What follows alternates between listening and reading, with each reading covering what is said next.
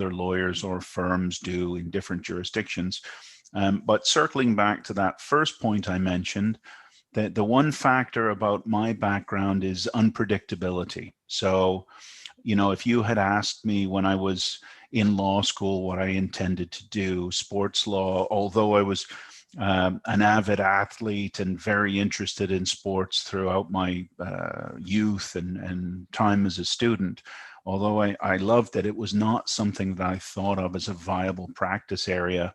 And I was essentially a commercial M&A lawyer. In my early days, I had done some litigation work, and I'd done an internship at the Crown Prosecution Service when I started practicing in Vancouver. So I'd done a range of things, but it was really only when I took up the opportunity to, again, something unpredictable, I moved to Japan to practice. So I qualified in Canada, practiced in Vancouver for a couple of years, and through a number of connections and friends at law school, I went to see an old friend. Long story short, I ended up practicing in Tokyo for about 6 years. And while I was there, I did a lot of work for a partner at the Japanese firm I was with, whose client was heavily invested in the sports broadcasting area. And, you know, that was sort of early 2000s, and it just, I never looked back from there. I always traced work that was related to the sports industry. Over time, had built up some experience there. But I think it was initially the good corporate commercial grounding and the fact that I, you know, tried my best to work with good mentors and seniors and get a good grounding for me as a contract commercial lawyer. And that then I've turned into the sports practice, which again, you know, I've given away some of the description there, and that my practice is largely commercial. So we're on the rights holding side and that sort of things, rather than the bustling arbitration and dispute resolution side that we tend to see in Western Europe more predominantly. That's thank you. That's fascinating that you say that it's so basically it's good to have a more general law background before going into a niche area such as sports law. And is that? Yeah, I mean, for me too, it's and again, as I say, if you were to be speaking with, you know, some of my colleagues and peers that I do a lot of work with on different parts of different files from different firms in different areas, if they were speaking from an arbitration side and were doing a lot of work at the CAS or that sort of thing, then it probably would differ almost certainly. But in my own case and what's been going on here in the GCC region, there are a lot of new events coming in. So it's more about the ownership of the rights to events, having proper venues to host them, gaining sponsorship, and then the documentation around it. So almost the solicitor's side practice around sports work. So in that sense, when I'm recruiting and we're adding to the team and that sort of thing, I typically, through that experience, tend to be looking for similar. So a good commercial lawyer from a background who may not have had sports related work, but you know, somebody that can understand benefits, rights, obligations, and can pen a decent contract in line with their good training and using that as a base. Yes, I mean, I would say that even from my experience, it was different because if you'd asked me in uni, I would have said sports law actually from the get-go. I would have still said contract law would be pretty much the way to go into developing, since it comes up pretty much even when you do disciplinary disputes, it's often on the contracts of the players, the athletes, the coaches, and so on. So that's really interesting. I had a burning question since you mentioned it. In what sport were you an athlete?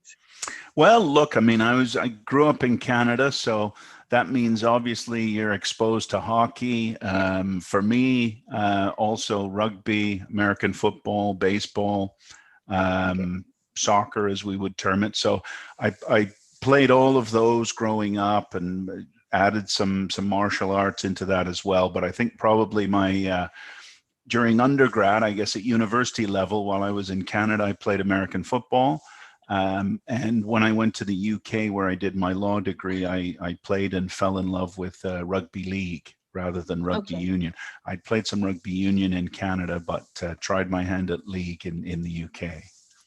Wow, that's exciting. That's so my question then is, with your varied sports background, but then also the way you developed into sports law, it might be that it was one of your first cases in Japan, but perhaps later. Could you tell us one or two of the most exciting types of cases you've been in? Sure, yeah. I mean, look, and some of them still come up today. I mean, really, it's in Japan, I was still fairly fresh. So I'd had my start both in litigation and also in M&A work in Vancouver. At the time, there was very little sports law related work in Vancouver. The exception to that, and I had some interesting interactions with my colleagues and discussions with colleagues who worked around the Winter Olympics when that was in Vancouver, and they finally got an idea of what I'm practicing. But really in Japan, I sort of stumbled into it. As I say, I think I've always been looking for shortcuts, and part of the reason for me going to Japan was that at the time, most of the large firms had some native speaking English lawyers who worked in the bigger teams. But because there were usually only, typically there would be one English speaking associate per large team, whether it were a rights deal or an M&A deal, something like that, you would automatically be dealing with foreign counsel and sometimes the clients. And we had a lot of clients based in Japan who were dealing with outside counsel, and you naturally would sort of skip the pecking order. So you're almost acting as a senior associate, even though you might be only 3 or 4 years in. And probably the biggest deal that really changed my mind at the time and made me think that there would be legs to working in sports law was the 2002 World Cup. So that was split between Korea and Japan at the time. And I went in 2001. So the firm that I worked with was advising the broadcasting rights holder, who essentially had purchased from a Swiss entity at the time all of the broadcast rights to the FIFA World Cup 2002. They were using them in Japan, but they were sub-licensing and selling them throughout the rest of Asia. They were also in charge of managing the sponsorship revenues. So a lot of the World Cup partners in Asia were signing on, and this same firm was doing it. So essentially, for a period of about my first 18 months there, it was all World Cup related work. And I thought, wow, this is fantastic. And that ended up with me doing things with this same client, from everything from tennis events. World Club Cup was in Japan at the time, Toyota Princess Cup tennis, through sumo wrestling, and all points in between. You must have had some interesting sumo cases.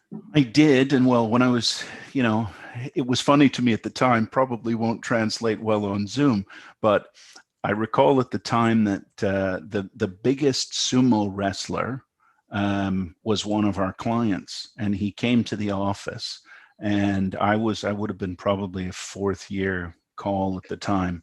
And the partner managing the file had told me, oh, this guy's coming in. And I said, okay, look, I have to be there and stuff.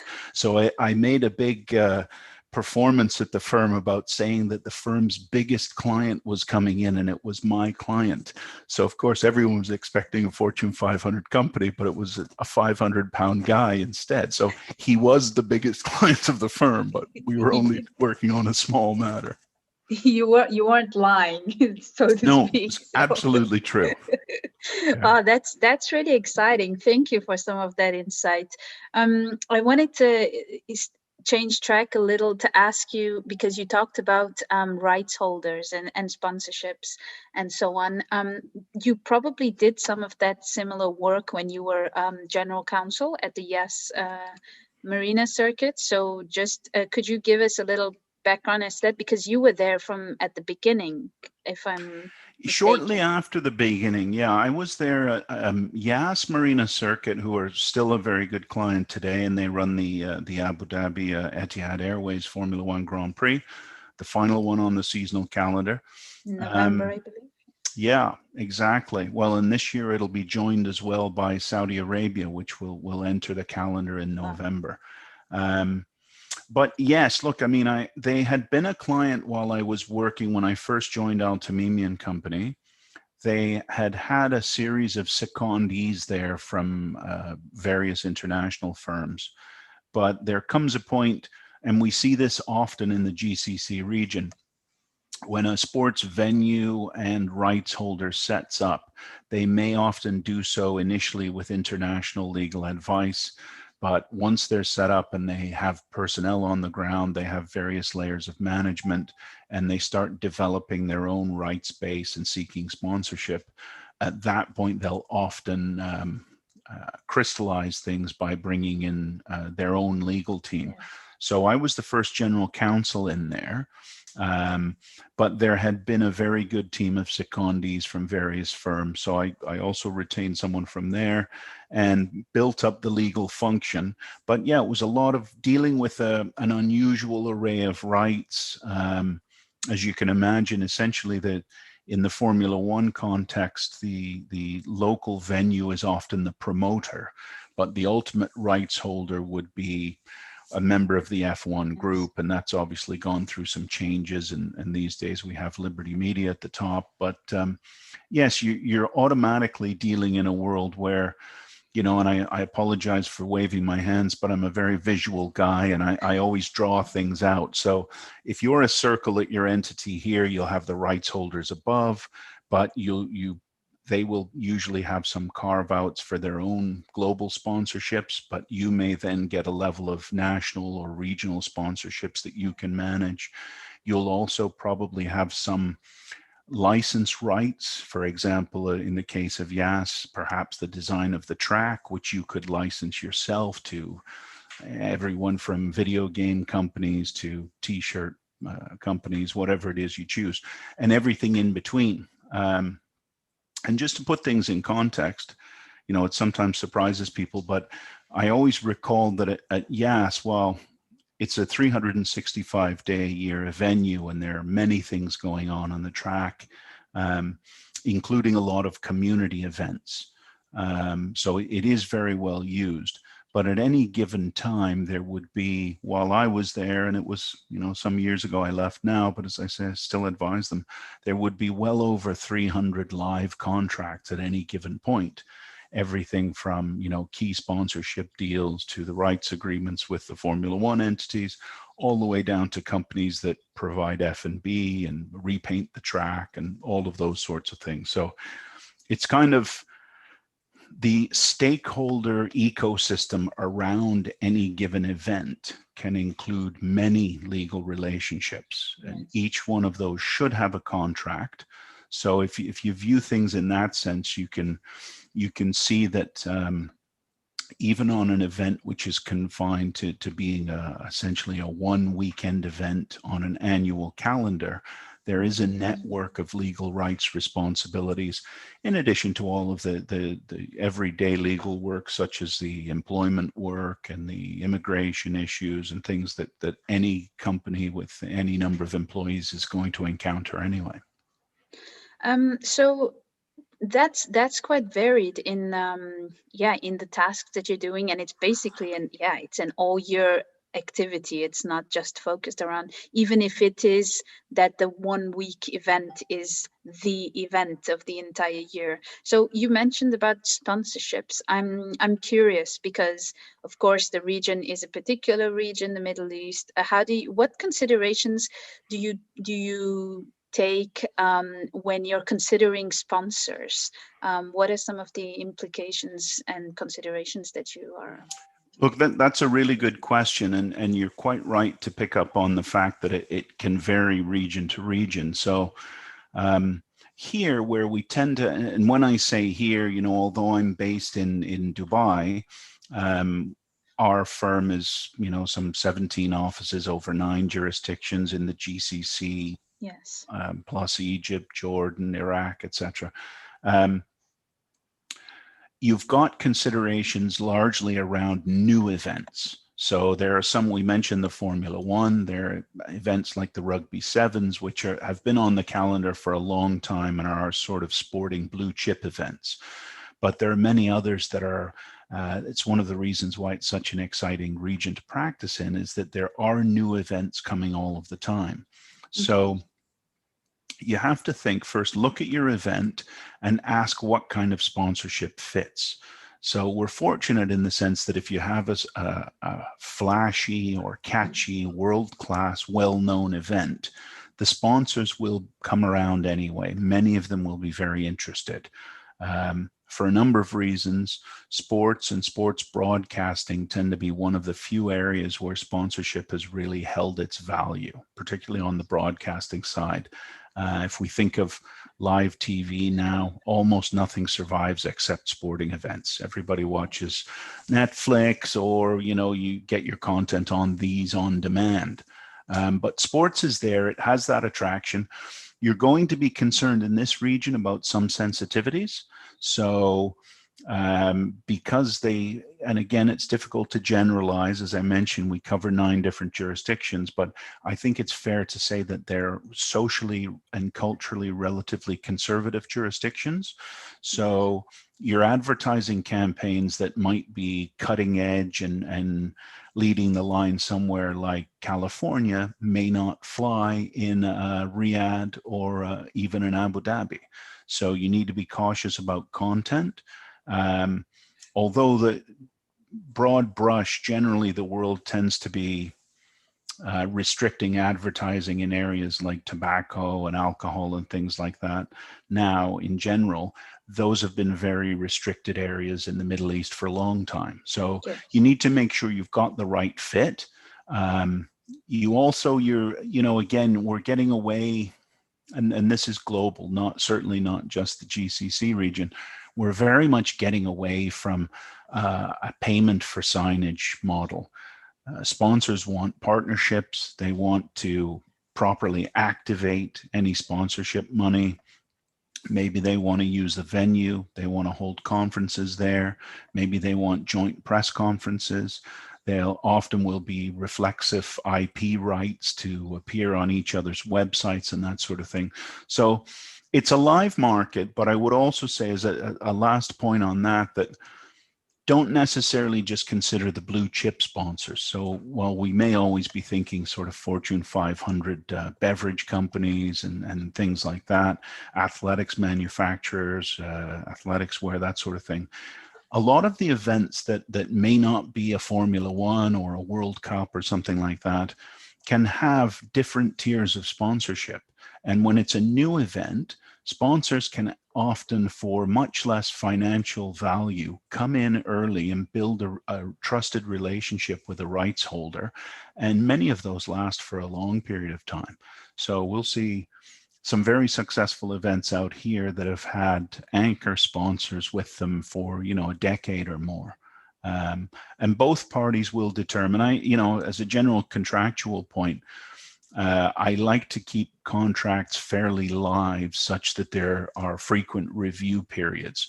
So rather than locking someone up for a 10-year period at fixed figure, maybe have a 5-year period with a renewal option, mutual renewal after 5, but also have points along the continuum of the term where you can review the benefit.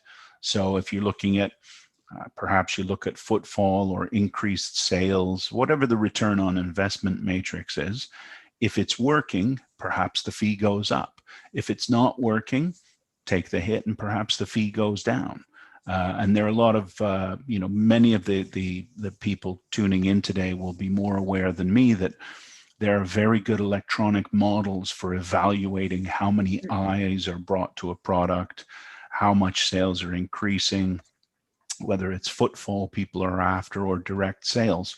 Based on those matrices, keep the contract live so that neither party feels that it's stuck to something, but that it's actually paying for a certain value that it can measure. And that tends to make the relationship a lot more mutual. And in my experience, they last longer when that's the case.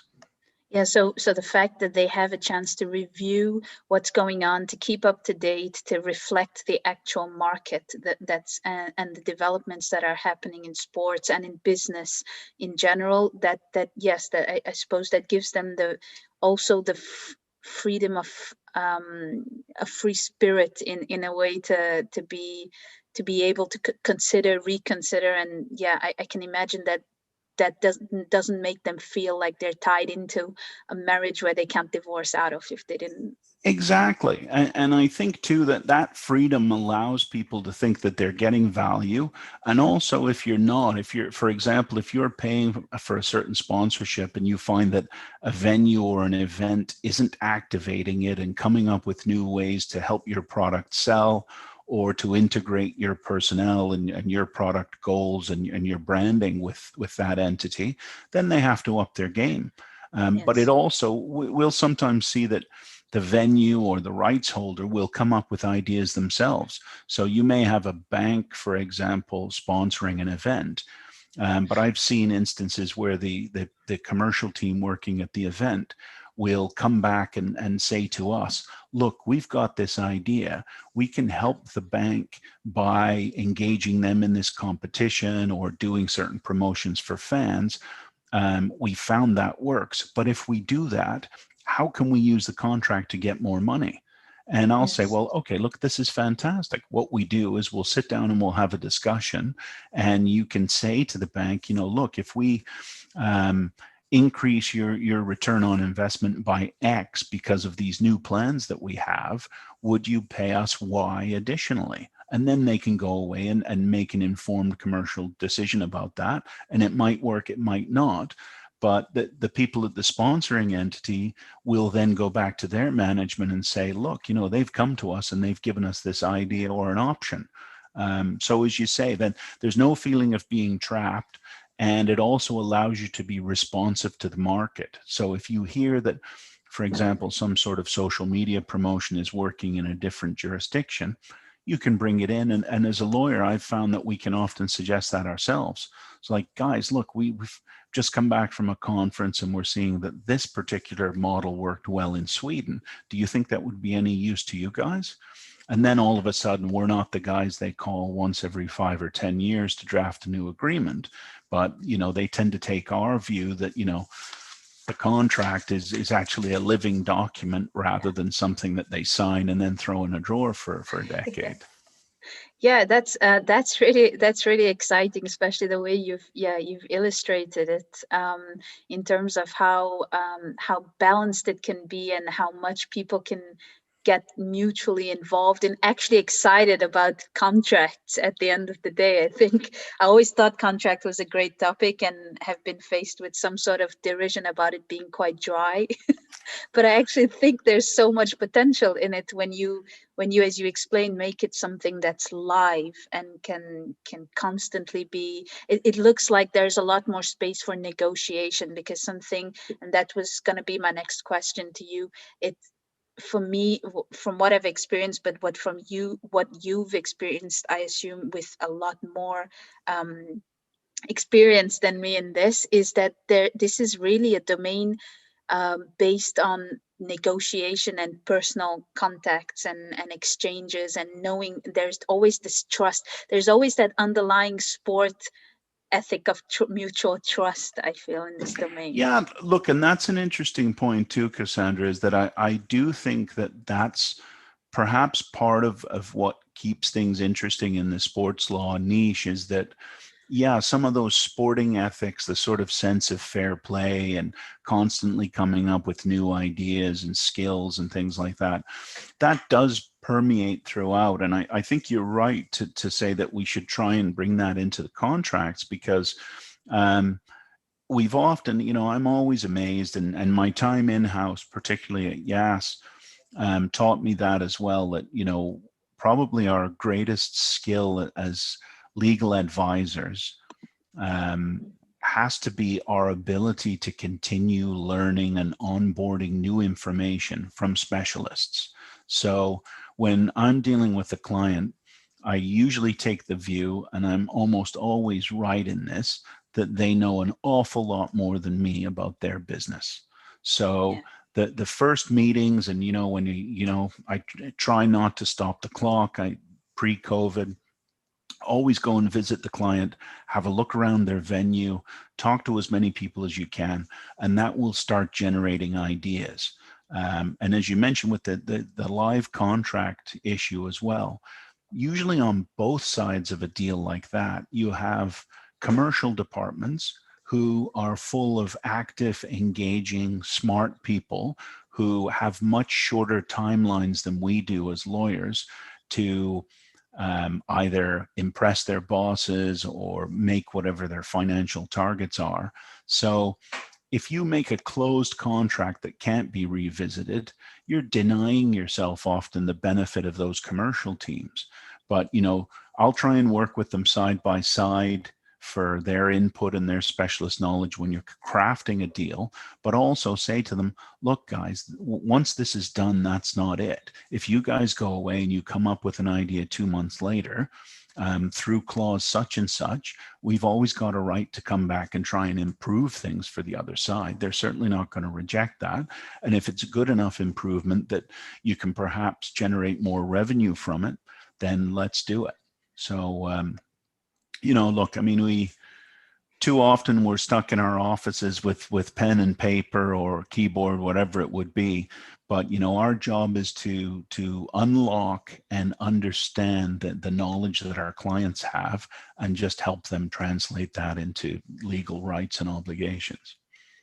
Thanks. Thank you for that input and insight into the sponsorship side and the contract side of things, working with clients who are not lawyers but experts in their fields, in their areas. We have a question actually from the audience. So it says the legal Northern American market is very mature and sophisticated regarding sport and entertainment laws. In addition, also they do a lot of intellectual property laws related to this, and more recently gambling laws.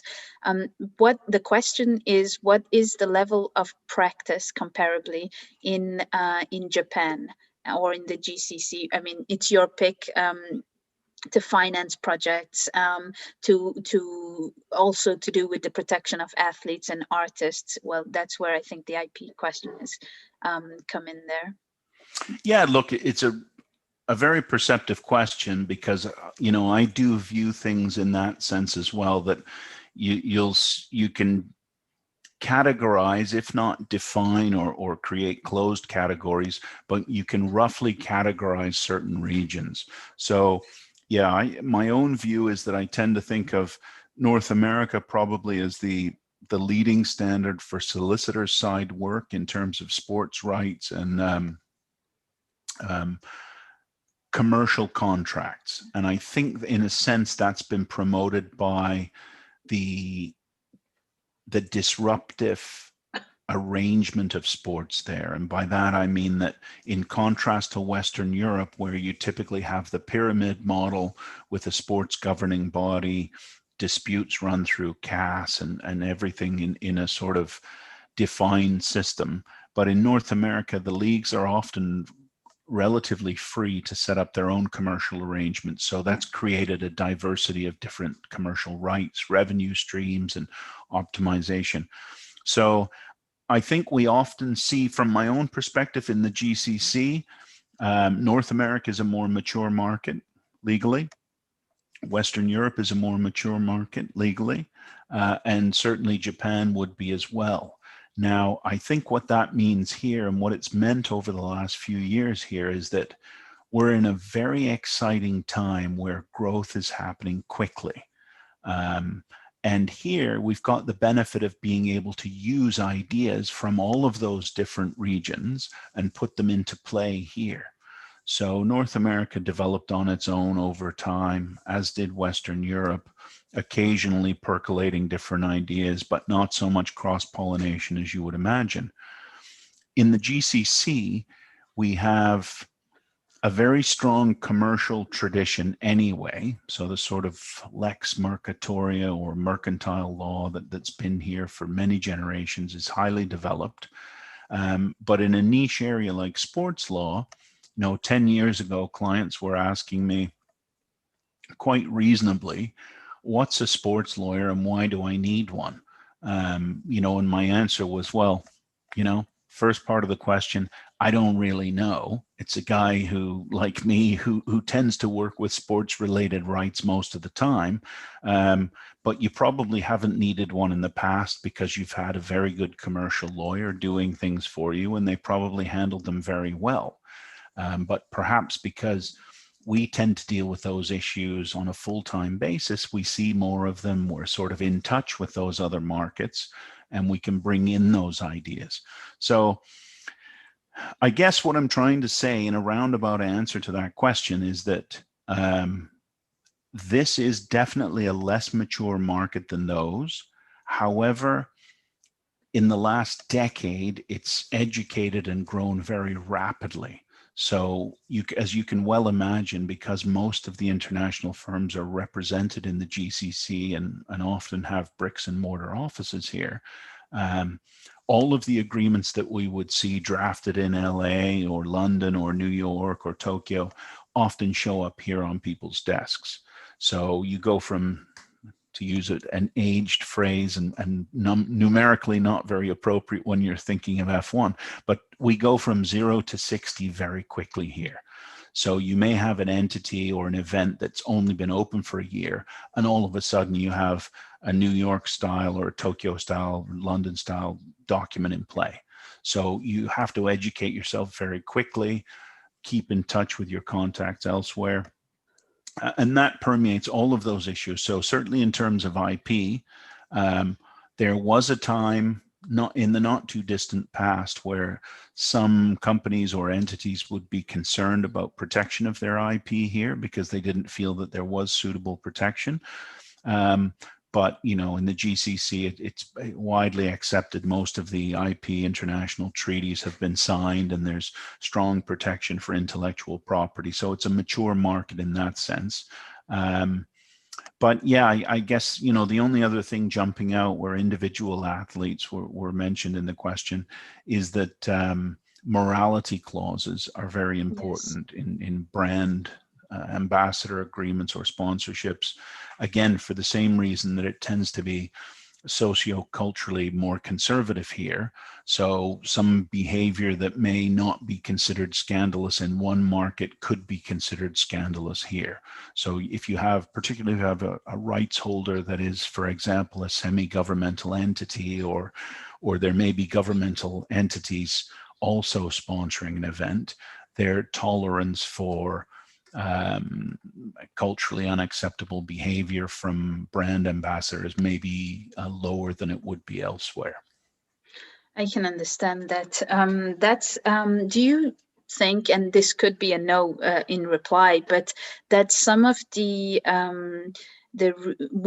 reasons for which this market in the region is growing so fast is because of international federations coming and planting over there. So the one that came to mind immediately was the International Cricket Council, for example, or the F1 as well, coming out to Abu Dhabi and now to Saudi Arabia and things, and the World Cup coming out to Qatar next year. So do you think that this has had a direct impact, or rather more of a consequence or a parallel? Yeah, look, I'd go with your second answer. I think the first part I would say no. I said, rather than chicken and egg, I think it's a consequence of the love of sport and the identification of sport by governmental entities here as a great investment vehicle, both to promote tourism, sports tourism, but also to be able to achieve things on a global standard.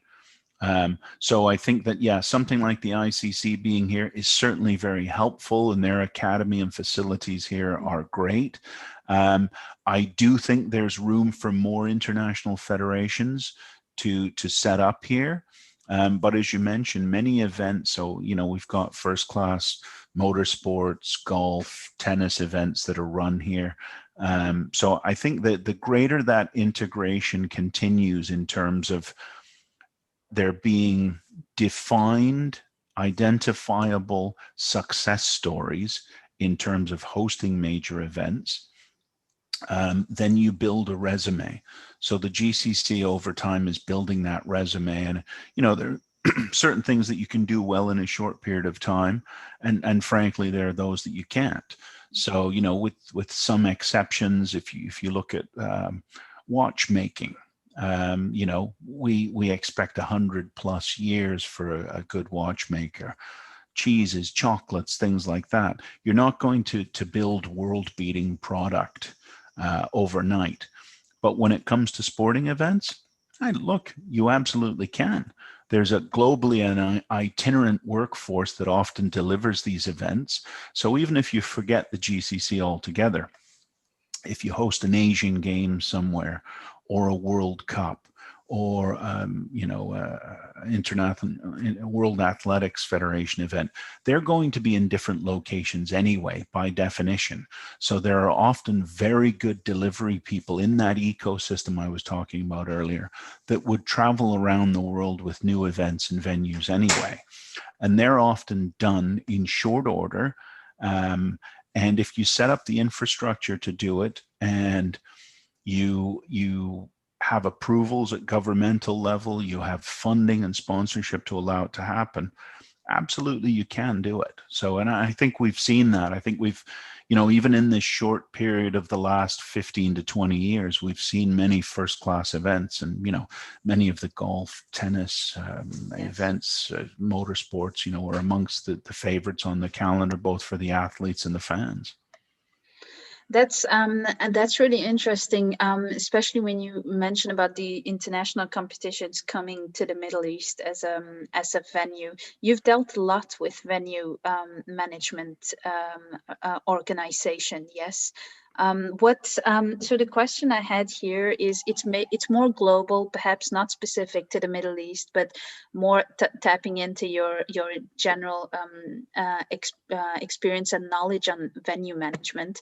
What have you seen as the biggest issues, or legal mostly issues, or other, that have been linked to the cancellation of events in the last year? I mean, I had to come up with one COVID question at least, otherwise it wouldn't be a post-COVID interview. So what have you seen in general as issues being raised with cancellation? Look, yeah, it's been a very tough one. So I think, obviously it depends on the event and the rights that are at stake. But for the venues, as you say, look, many of them have been devastated. So in terms of that ecosystem, if we think of the streams of revenue, you've got sponsorship, which has been largely untouched as long as the events have continued. You've got the TV broadcast revenues, which again, some of those are the highest figures because people have been stuck at home and wanted to watch them. But some of the others, so the match day revenues in terms of tickets, F&B, and that's also impacted merchandise sales and things like that, licensing and where you have jerseys sold at venues. Some of those have fallen off a cliff. The event management companies that assist venues with activation, some of those have gone out of business. The ticketing side again. So many of those have been heavily hit. It's difficult for those venues to continue, but I think what I've seen certainly here has been that there's been an understanding, and again, because many of the sponsorship and the funding relationships are long-term, that there's been an understanding that we're in unprecedented conditions. Certain events can't happen, and you can't have 50,000 people shoulder to shoulder right now. So there's a forbearance sometimes on payment obligations, or an agree to suspend or elongate contract terms. But there's no question that's tough. COVID has had a massive impact. We do need to get back to a point where venues can be able to count on ticket revenues and F&B sales. Hopefully we're getting close. Obviously we're seeing new steps all the time. different regions in the world are not coming along and coming out of it as quickly as we would hope. Obviously, it's a health and safety issue and a humanitarian issue first. But if we do everything we can to solve those problems on that level, then when we start looking at revenues and the reintegration of full crowds, hopefully we'll get there. But it's been tough times. There's no doubt about that. Yes. Do you think that those who might have tried to put COVID as a force majeure, speaking contractually, have you heard or seen about how that's been received, given that a lot of parties normally on both sides are losing very big if they do use such terms?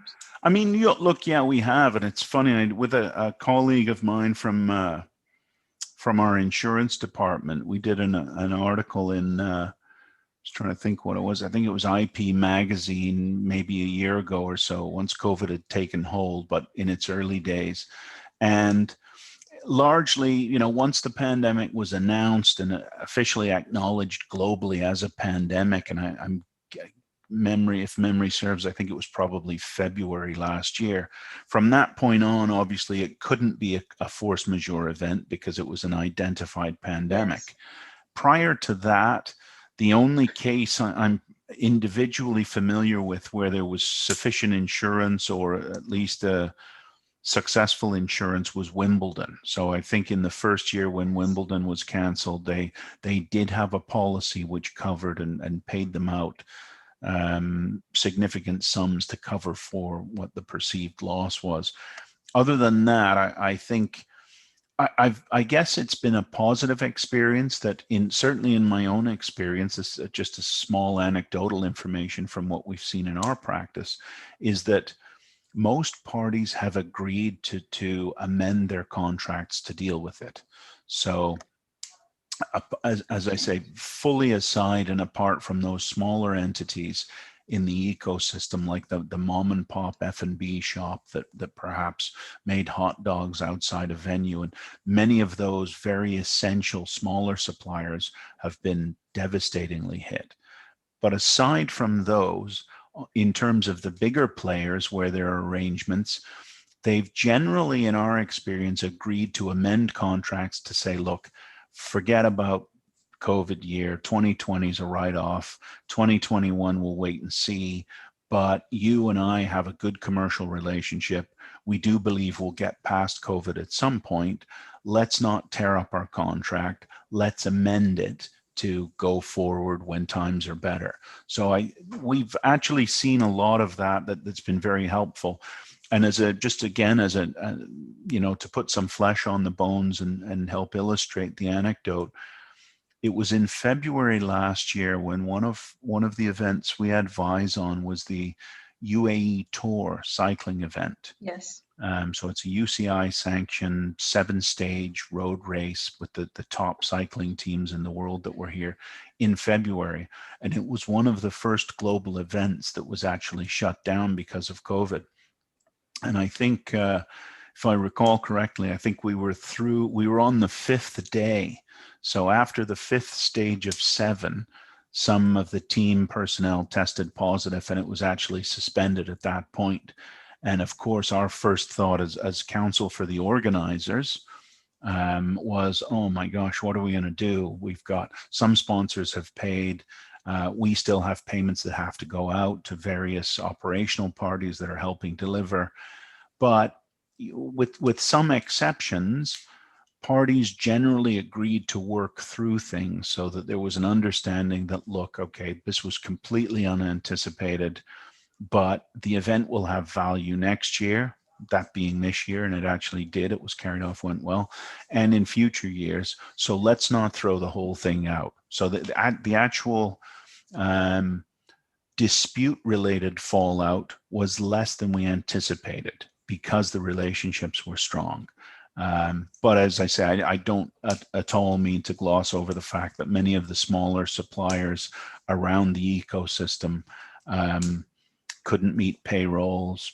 Some of them went bankrupt, and as we've seen across the world, the smaller companies are less able to renegotiate and to survive without interim payments. So it has had a very significant effect and a dire effect for those impacted directly. But on the larger scale, surprisingly less devastation than we might have suspected, just because everyone's prepared to go forward and try and cooperate to get through it. That's a really nice end to the explanation that there is this positive outlook for and this willingness to sort of wait it out a little, so that because you're confident that we're getting over the hump. I think it's the worst part of the hump, rather, that we're in right now. It's been so fascinating, Steve. I could ask you roughly 10 more questions, but we're out of time, and I'm not gonna tire you any longer with all the 20 questions. They might come up later at some point. No, it's been an absolute pleasure, and if there's room to do this again sometime, or if questions filter through that you would like to be able to get back to people on, I'm certainly open and would be happy to do that. As I say, it's nobody should count on what I'm saying more than just some noise from one individual guy who's had some experiences. But to the extent that that's of interest to anyone, then I'm very happy to contribute. And thank you to you and the Berkeley Global Society as well. It's been a pleasurable experience. Thanks so much, Steve. It's been fascinating knowing about the commercial side of sports law in particular, especially when we hear a lot more about the arbitration side. So this has been really enlightening. If I could ask you a last question as a sign off, it's what advice would you give to someone who's considering working, at least partly, it might not be their full-time objective, but at least partly in the area of sports law? Young or more experienced? Yeah, look, I guess it would be probably the same advice to both. I mean, one would be to try, now that we're during COVID or coming out, as you rightly suggest, there are a lot of online seminars and various chats that all of a sudden have become accessible for people. I know we're all bombarded and our inboxes are full of invitations, but some of those are really great opportunities to hear from people that are already in this niche, to get to know people. So take advantage of that. Certainly for those that are on the earlier end of their career, I look back and I always think, again, I was spoiled that I had some very good principals or mentors to work with. And that's, unrelated to the sports sector. That will come in time. But, I found, again, I don't know if I've just had good experiences, but, part of our profession is that it's collegial and we're helping to educate each other. And, it really is the case that you're always better off having good lawyers on the other side of the table, and working in a collegial, civilized fashion. So if you find a good principal, a talented lawyer that you know in your firm, it doesn't matter what area they're practicing in. If they have solid ethics and you really like the way they practice, sometimes you'll be in a meeting and you'll think, gosh, I really like the way she handles things, or I like what he did there. Go and talk to them afterwards and try and do a few cases with them, as support, because we learn from those in the profession that have been there a while and have done and seen some things. And the other point, I guess, the closing point would be, go with your own style too. Almost everyone the legal profession is a strange thing, and we all jump through lots of hoops academically and that sort of thing. But for everyone listening today, I'm sure you all have your own talents in your own areas, whether it's personality skills or whether it's certain academic points that you've done a lot of work on. Go with those. You wouldn't be listening to this unless you were engaged, interested, and accomplished to a certain extent. So trust in your own abilities, and remember that we have to have fun as well. If you're not enjoying your work, if you're not enjoying your work, do something else. And even if it, okay, I always use tax as an example. I probably shouldn't. One of my good friends is a tax practitioner across the hall. But if you're mired in tax work 11 out of 12 billable hours a day or something, try and take that 1 hour and work with somebody else doing something that you might find interesting, because there is no substitute for coming to the office with a smile on your face. And on that note, thank you very much again, Steve, for your advice and for giving us an hour of your time. I wish you a very nice rest of the afternoon out in sunny Dubai, and hope to see you soon for another interview or another